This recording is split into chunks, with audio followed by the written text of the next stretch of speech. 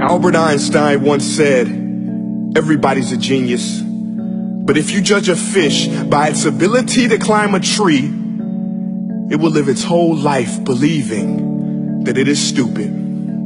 Ladies and gentlemen of the jury, today on trial we have modern day schooling. Glad you could come. Not only does he make fish climb trees, but also makes them climb down and do a 10-mile run. Tell me, school, are you proud of the things you've done? Turning millions of people into robots, do you find that fun? Do you realize how many kids relate to that fish?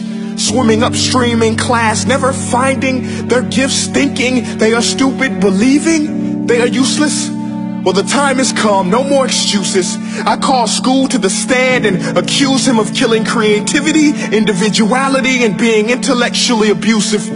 He's an ancient institution that has outlived his usage. So, Your Honor, this concludes my opening statement, and if I may present the evidence of my case, I will prove it. Proceed. Exhibit A. Here's a modern day phone. Recognize it? Here's a phone from 150 years ago. Big difference, right? Stay with me. Here's a car from today. And here's a car from 150 years ago. Big difference, right? Well, get this. Here's a classroom of today. And here's a class we used 150 years ago. Now ain't that a shame? In literally more than a century, nothing has changed. Yet you claim to prepare students for the future? But with evidence like that, I must ask, do you prepare students for the future or the past? I did a background check on you and let the record show that you were made to train people to work in factories, which explains why you put students in straight rows, nice and neat, tell them sit still, raise your hand if you want to speak, give them a short break to eat, and for 8 hours a day, tell them what to think. Oh, and make them compete to get an A letter which determines product quality, hence grade A of meat. I get it. Back then, times were different. We all have a past. I myself am no Gandhi. But today, we don't need to make robot zombies. The world has progressed. And now we need people who think creatively, innovatively, critically, independently, with the ability to connect. See, every scientist will tell you that no two brains are the same. And every parent with 2 or more children will confirm that claim. So please explain why you treat students like cookie cutter frames or snapback hats, giving them this one-size-fits-all crap. Watch your language. Sorry, Your Honor, but if a doctor prescribed the exact same medicine to all of his patients, the results will be tragic. So many people would get sick, yet when it comes to school, this is exactly what happens, this educational malpractice, where one teacher stands in front of 20 kids, each one having different strengths, different needs, different gifts, different dreams, and you teach the same thing the same way? That's horrific.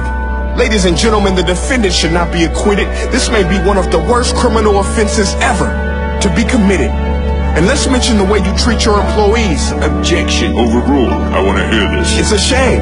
I mean, teachers have the most important job on the planet, yet they're underpaid? No wonder so many students are short-changed. Let's be honest. Teachers should earn just as much as doctors, because a doctor can do heart surgery and save the life of a kid. But a great teacher can reach the heart of that kid and allow him to truly live. See, teachers are heroes that often get blamed, but they're not the problem. They work in a system without many options or rights. Curriculums are created by policymakers, most of which have never taught a day in their life. Just obsessed with standardized tests. They think bubbling in a multiple choice question will determine success. That's outlandish. In fact, these tests are too cruel to be used and should be abandoned, but don't take my word for it. Take Frederick J. Kelly, the man who invented standardized testing, who said, and I quote, "These tests are too cruel to be used and should be abandoned." Ladies and gentlemen of the jury, if we continue down this road, the results will be lethal. I don't have much faith in school, but I do have faith in people.